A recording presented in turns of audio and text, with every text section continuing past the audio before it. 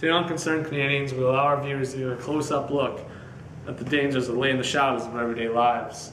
Throughout the show, you will get a closer look at the top 5 threats that threaten our great nation.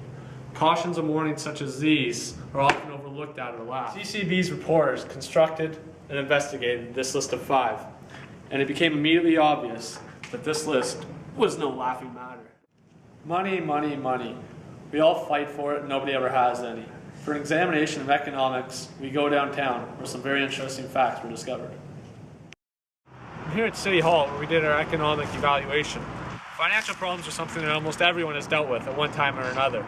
Every day, money is freely spent and wasted by our government, which we ourselves picked. The wasted and questionable transactions that are made daily are very frustrating, but are also very dangerous. When examining the brutal economic situation within our country, you don't have to look any further than our own finance minister, Jim Flaherty. A new report from the Canadian Association of Accredited Mortgage Professionals has determined that recent steps by the federal government, by Flaherty in particular, have dropped measurably since the time last year. 17% of the mortgages issued last year will not be issued this year due to the more strict lending rules that Flaherty imposed. The impact of this slowdown has been felt throughout the real estate market, and from there has translated into a more general slowdown for the broader economy. CAMP's chief economist, Will Dunning, went further, saying, "My concern is that a policy-induced housing downturn creates unnecessary risks that directly affects not just housing, but job creation and the economy as a whole." For an examination of this, and hopefully a first-hand interview, we're going to go inside and ask some questions.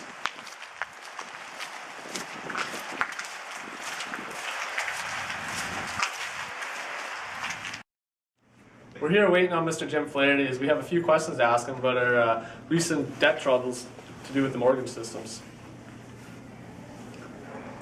Should be coming out any time now. We have a few questions for you, sir, to do with our economic policy. I have no comment. It's just a few questions that our citizens of the show would like to see. There's a lot of weird things going on right now, sir, with mortgage problems. Can you answer those? I have no comment. Are you sure? Yes. To clarify, that was Mr. Flaherty's assistant. We're not sure why he wouldn't give us answers. It was certainly interesting, though. Maybe they're embarrassed, maybe they just don't like the media, or maybe they don't want to be exposed. The topic of economics not only threatens us within our borders, but also internationally, as the economic problems with countries such as China could severely affect or even break us. More than you probably realize. Canada's future prosperity rests on the outcomes of a political thriller unfolding an ocean away. China, which will likely have the world's largest economy by the end of the decade, and a place upon which Canada's fortunes increasingly hinge, where Canada's economy used to move in lockstep with that of the United States. Today it is China that most strongly influences things like commodity prices and the value of the Canadian dollar. China has been great for Canada in the past, but amid the uncertainties around China's political succession, its publishers, its unaccountable state-owned enterprises, and its aging population, we may be in for a bumpy ride. China's struggles are no longer the subject of vital curiosity, but a potential threat to our well-being. Chinese individuals and companies are investing in Canada at a level never seen before, and Chinese firms have invested $16 million into Canada's oil pass over the past 2 years. Although this all looks well, the commodities it has locked us into could be troublesome. If China's threats finally catch up to them, it can massively affect us. If China's GDP growth slowed to 5% in 2013 from its 9.5% clip in 2012, economics expert Craig Alexander and Pascal Gauthier wrote, Canada's current account deficit would double and the loonie would fall to 83 cents US. Swift decline in commodity prices and would dramatically impact Canada's terms of trade and aggregate income. A Chinese slowdown would see Canadian economy as a whole would see $100 billion fewer dollars coming in, and resource-based provinces like Alberta and Saskatchewan would see a rapid pullback of investment and a spike in unemployment. And remember, that's not assuming an actual recession, it's a deceleration to 5% growth. There is absolutely evidence of China's vulnerability, and because of our direct relations with them, their problems are our problems. Should China step backwards even a bit, the consequences in Canada would be severe. Nobody said the topic of economics was simple or easy, but it is something that certainly can't be ignored. Not only do we have to monitor our own financial situation, but also that of everyone else's. In all the unknown of the economy, one thing is for sure, this threatens you. And that is why it is a top threat on this episode of Concerned Canadians. Well, that's something. Next we move on to cyber threats. And for that, we go to CISA's headquarters for a special appearance.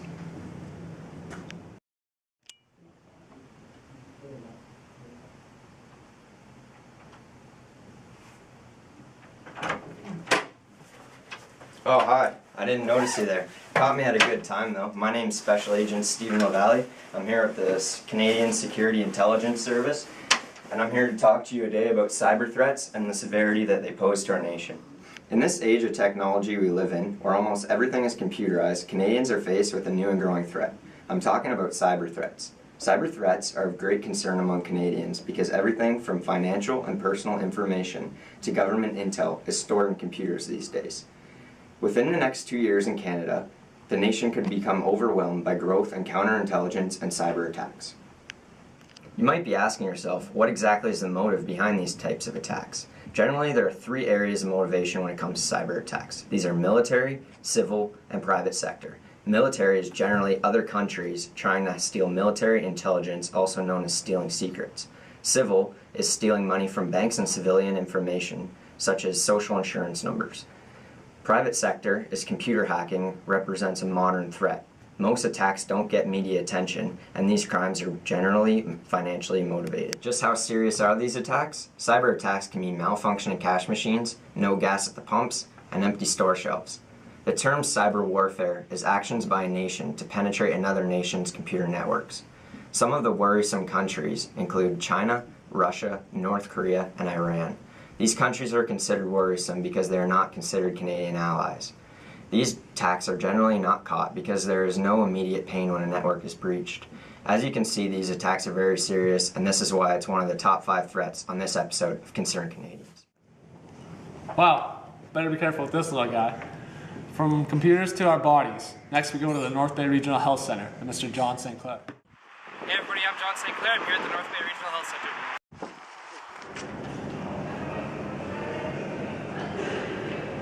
I'm here inside the hospital, and it's become immediately evident that we are threatened by many different problems when it comes to medical issues. Not only are we threatened by disease and infections that spread constantly, but also the problems and medical conditions we give ourselves. Addiction and obesity spreading across our country like a wildfire and must be contained. Every day we eat, drink, and smoke without thinking. The results of these actions are absolutely dangerous and deadly, but we don't even care. Results from these actions could be obesity, diabetes, cancer, scars, and even death. We need to start making smarter choices, Canada, as the ones we are making are threatening our well-being.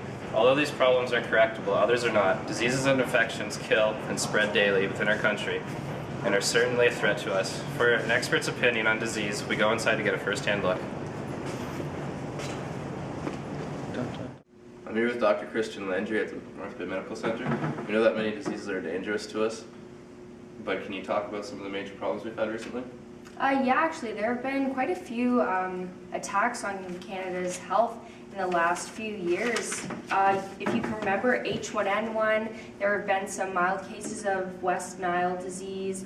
There have been other types of influenza like avian and the regular seasonal influenza. These sound horrible. Can we do anything about them? Yeah, it all starts with you. Try washing your hands more often. You can definitely keep up with your vaccinations and your checkups when you go to your doctor, especially when you're traveling out of the country, because that's very crucial to get your vaccinations when traveling. So what should we look for when traveling? Well, you only need to take one step to begin. You should check with your physician before traveling outside of the country to see if you need any medications or vaccinations before you go. Are any diseases known to be at risk to vacationing Canadians? Yeah, of course there are. Malaria is the most common one in the subtropical and tropical places around the world and in more than 90 different countries, as well as hepatitis can be very infectious toward travelers who don't take proper precautions. Thank you. I will do anything to inform my fellow Canadians on how to be careful. These medical problems definitely pose a threat to our well-being, and that's why it's one of the top threats on this episode of Concerned Canadians. Imagine that. Next up, we take a trip to the great outdoors in Freddie. Thanks, Denny. Frederick Martin here, and there are 5 main factors that threaten Canada's environment. These threats are climate change, water degradation, waste and pollution, loss of habitat and wildlife, and air pollution. As most of us know, Canada's climate is changing. The temperatures are rising. This is a threat because in the Arctic, the permafrost is thawing and the ocean's ice cover is shrinking, causing a rise in sea level and a decrease in sea ice. These changes threaten natural habitats and force wildlife to adapt or to be replaced by adaptable species. This also threatens aquatic ecosystems on both coasts and in rivers, lakes, and streams because of an increase in river and stream runoff. The rise in temperature also increases the spread of invasive forest pests that threaten Canada's tree population. The next main threat is the degradation of water bodies caused by human waste and industrial activities, which seriously harm fish and other wildlife. The toxic chemicals cause reduced fertility, genetic deformities, immune system damage, tumors, and death in fish and wildlife. Pollution is considered a threat because it's a substance that has been introduced into the environment and has harmful effects. A few of these negative effects are overcrowded landfills that threaten wildlife habitats such as these. Deformities, reproductive issues, tumors, embryo and adult mortality, and acid rain which greatly damages wildlife. The damage to wildlife is another major environmental threat because when habitats and species are lost, biodiversity decreases. This causes ecosystems to become less stable and more vulnerable to extreme events and have weakened natural cycles such as flood and pest control. The damage to wildlife is another major environmental threat because when habitat and species are lost, biodiversity decreases. This causes ecosystems to become less stable, more vulnerable to extreme events, and have weakened natural cycles such as flood and pest control. The final major threat to Canada's environment is air pollution. The soil and water quality are affected by acid rain and its pollutants. Pollutants such as mercury affect habitat, food quality, and vegetation health and productivity. This is a difficult threat to prevent because damage from air pollution is not always localized. Therefore, soil, water, plants, and animals can be affected by sources of pollutants that are far away. It is for those reasons that climate change, waste and pollution, loss of habitat and wildlife, and air pollution are considered threats to Canada's environment, and that is why we considered this one of the top threats on this episode of Concerned Canadian. Well, that's something. Bombings, shootings, what's next? I don't know. For that we go to foreign reporter Kelsey Menard.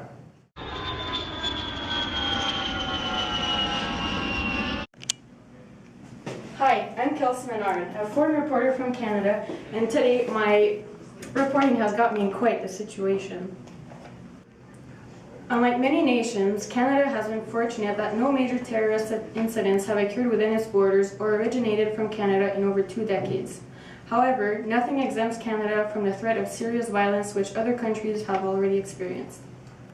At least 3 Al-Qaeda propaganda releases since 2002 have explicitly threatened Canada and warned that we can expect attacks similar to those experienced in New York, as known as the devastating events of 9/11.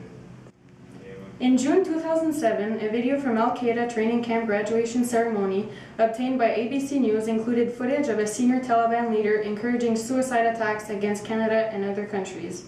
The video appeared to show training camps graduates being divided into groups of suicide bombers who would be dispatched to various NATO countries, including Canada, to carry out such attacks.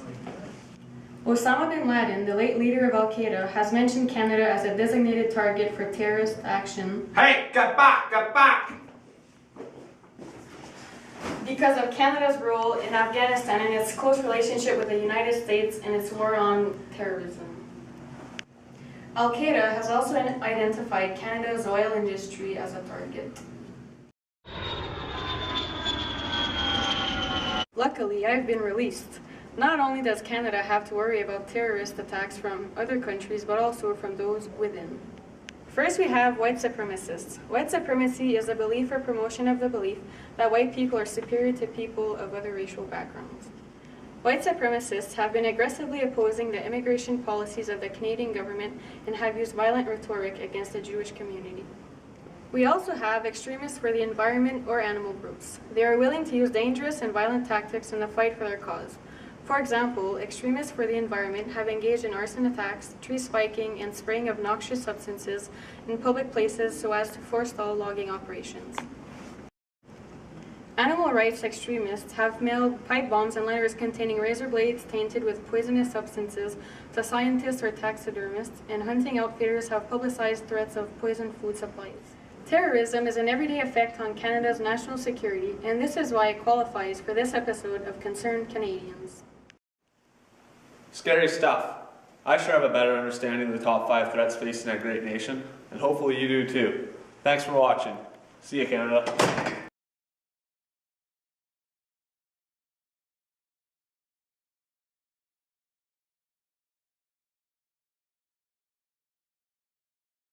Tell you the severity of cyber threats and what they brought upon us. Be smart.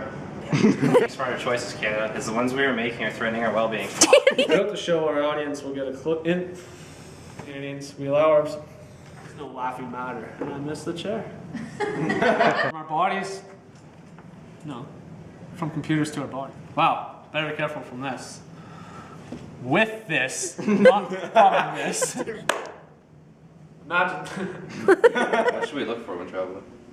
I don't know the answer to that. Small. I can't pronounce that word. Did you forget your part?